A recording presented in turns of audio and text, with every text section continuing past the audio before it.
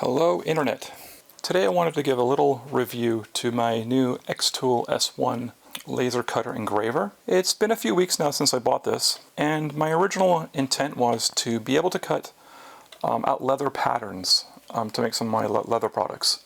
So I didn't really know too much about lasers, even less about specific types of lasers. So I did a lot of research, watched a lot of YouTube videos, and decided on xTool. And let me tell you, it has exceeded all my expectations.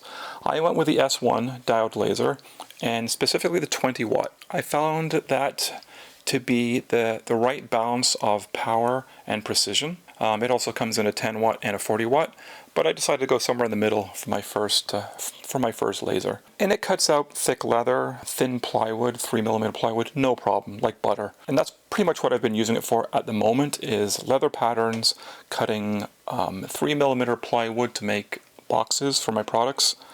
And yeah, I wanted to show you a few little things that I have, and little enhancements I've done to make my workflow a little bit smoother. So here are a few little 3D parts I've made to help with mounting materials and keeping them down nice and flat on the honeycomb bed.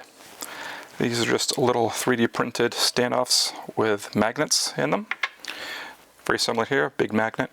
The difference here is I have different gaps for different thicknesses of materials. So each one of these little petals here has a different height.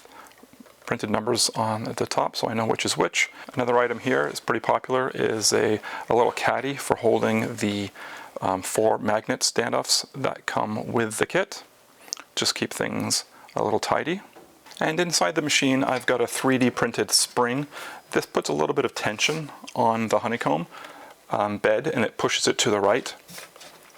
It keeps it locked in and parallel to the machine.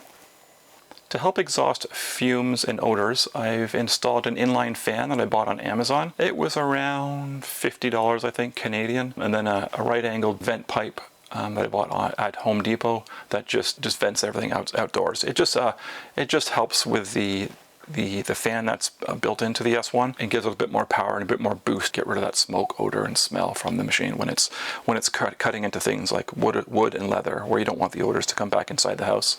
Here's a small sample of some of the things I've made with the help of my xTool S1. Some keychains, some wallets, some product boxes, which came out really nice.